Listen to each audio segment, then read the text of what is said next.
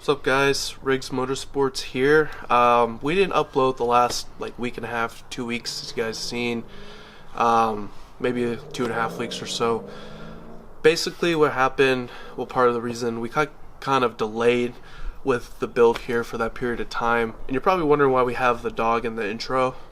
It's because this little guy got out for 6 days. He came back on the sixth day of the 6th morning, about 2:30 a.m. But we did zero car related things for those 6 days while he was out, and then when he got back we finally started ramping up and get back into it, ordering parts and things of that nature. But we had to wait for the parts to come. We obviously had to weld it up, mock it up, do all those types of things. But he's back. He's got his little ankle bracelet right here. We got him a little GPS tracker. It's called Whistle, if any of you dog owners out there are interested in that. It's a legit GPS tracker. He is chipped, so if someone brought him to the vet, he would pop up as ours, but not a legit GPS tracker, like I was saying. So he's tracked on our phones at all times now.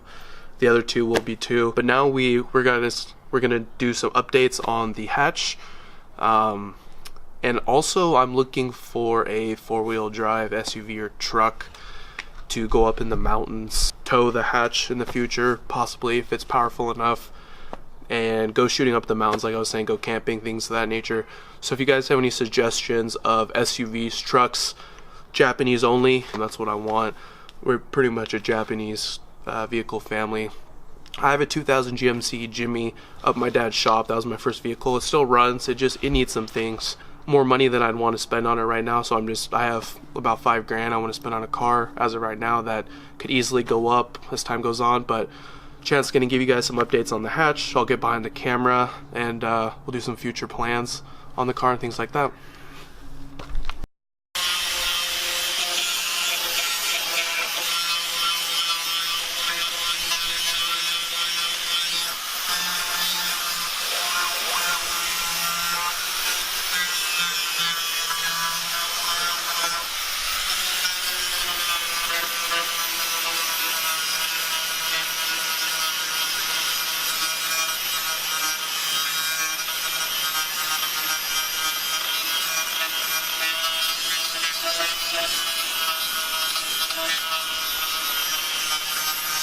What you saw them doing, what you heard in the background, we were doing that clip, is cutting into the bumper a little bit so we can get it over the intercooler radiator. So they'll set up here. It's just barely at this point not fitting. To trim it down a little bit more, it should fit.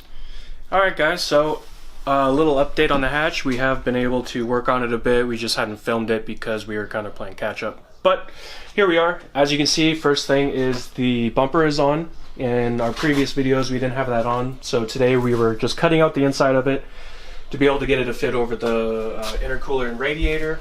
So we got that cut out pretty much how we want it.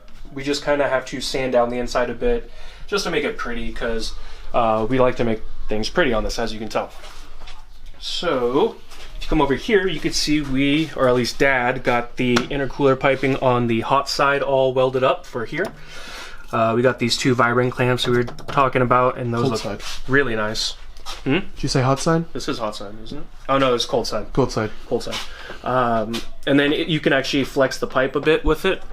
So when the engine moves, it gives that a bit of room. I think it's 15 degrees. 15 degrees. Yep, that's the tolerance level it's supposed to have. That it can move, yep. And then from there, Dad started mocking up the dump for the exhaust. We're gonna have a bumper exit for this. So we have the 2.5 to 3 inch clamp right here, and then goes straight down, and then 45s. And it's going to go right here next to the tranny and next to the tubing in the intercooler. We already marked that up, so that fits well. We just have to weld up the piping a bit more. And you guys can see that dump, the start of it right there. Just gotta add on to it, finish it coming out the bumper like Chance was saying. Yep, so we got that. Let's see, what else did we get done with it? I Teflon taped a lot of the fittings, so I can tighten those up now. I got to relocate the oil feed. that goes on the top here because it is touching the manifold at the moment and scraping against the turbo housing. So You're gonna do that like tomorrow or something, right? yeah, probably tomorrow. Other things, we need a B-Series alternator for that alternator relocation. We needed to move that because of just the turbo and the piping, and that kit was really good for that. We just need B-Series alternator. Need to rewire the battery. We need to get injectors. What else? Our tuner is going to give us a base tune for when it's done, and we just need to drive it down there. So Shout out Rich Tune. Rich Tune down in Auburn. Yep, Auburn, Washington. There's not a whole lot else to do. I have to remake the tubing for the oil return just because we had to move the bung over because it was in the way. So remake that, so that's probably half hour. We have a list on the windshield here. Let's see, we have to rewire the fan, rewire map switch, like I said earlier, battery location. All right, the wastegate dump, that needs to be welded up, but that'll take all of half hour maybe. And turbo exhaust dump, working on that right now. B-Series alternator, oh yeah, fuel pump. So with the EKs, the fuel pump is underneath the back seats, whereas in the EFs, which is like late 80s to real early 90s, you have to drop the entire gas tank, which sucks. But what about EG? EG, I don't believe so. So it's similar to the EF? Or EK. That's what I meant. Yeah. Similar to the EK. Yeah, so you just take out the back seats and that won't be a problem. It's just a few bolts to take out the pump and then put the new one in. As you can see on the garage floor, this is what happens when you cut out a bumper and then all of the plastic that's sitting on that chair. That's going to be real fun cleaning up, but we got two new tools to add to the shop. We got this belt sander from Harbor Freight. Works really well. I mean, everyone knows what a belt sander is, but yeah, this one works well. And then we also have this bandsaw, horizontal bandsaw, again from Harbor Freight, but works like a dream. The blade is real sharp, stays sharp.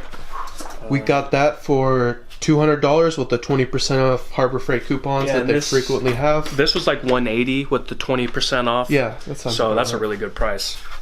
Yeah, they work well, haven't broken yet. Yeah, and everyone calls everything Harbor Brake, including myself and Chance, but in some cases you're actually surprised with the quality. This one especially, we were really surprised with. My dad, he's an owner of a cabinet shop, so he works with tools frequently, so he tends to know the quality, and he was, like I said, surprised with this quality and pretty surprised with this one as well, and they seem to be working, doing the job. So yeah, sometimes Harbor Brake can be Harbor Great. I don't know. I have no idea. Yeah, so a bit of an update on the car. You can see it's coming along. There's a few events coming up soon, the next couple of months. Got Honda Fest coming up. Got Honda Fest, that's in April. April? Yeah, April. Late April. Yeah. I think that's right. And then we got Hot Import Night coming up. And then we got also... There's some test and tunes along the way, yeah, some test and tunes, and... Yeah, we want... Race Wars this summer, obviously. That'll be a big one. A big reason why Bo wants to get a four-wheel drive, too, is so we can, like we said, tow the hatch, but also throw in, like, the tent that we have in there. So if it's, like, in the summer and we're at a test and tune, we can just break out the tent. We can throw extra wheels and tires in the back. We can throw our jack in the back.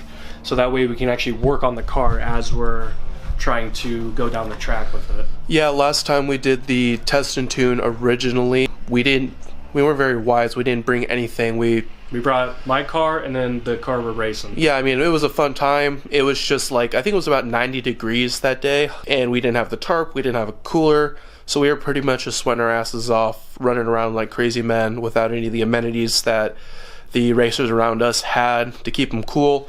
So yeah, I want a big SUV, I want a truck, be able to tow this, store all the stuff in there, and I really want to go up to the mountains. Washington State has some absolutely beautiful mountains where we go shooting, go camping. I've been kind of mountain fever sick. I haven't been up to the mountains in, I don't know, 4 or 5 months at least. So Long overdue. Long overdue. Oh, and big shout out to JB Tune for following us on Instagram. That is awesome. We see he's been following some people, giving out some hardware for their engine bays, like Mark from Honda Street Garage or Tommy Law, people like that. So that's really cool. So big thanks to you. Yeah, and if you guys aren't familiar with JB Tuned, go on Google, just search JB Tuned. It'll pop up, first result. They have some cool hardware. Yeah, go check out their store. Yep. Thanks for watching, guys. This is the end of the video. Make sure to check out our Instagram at Riggs Motorsports.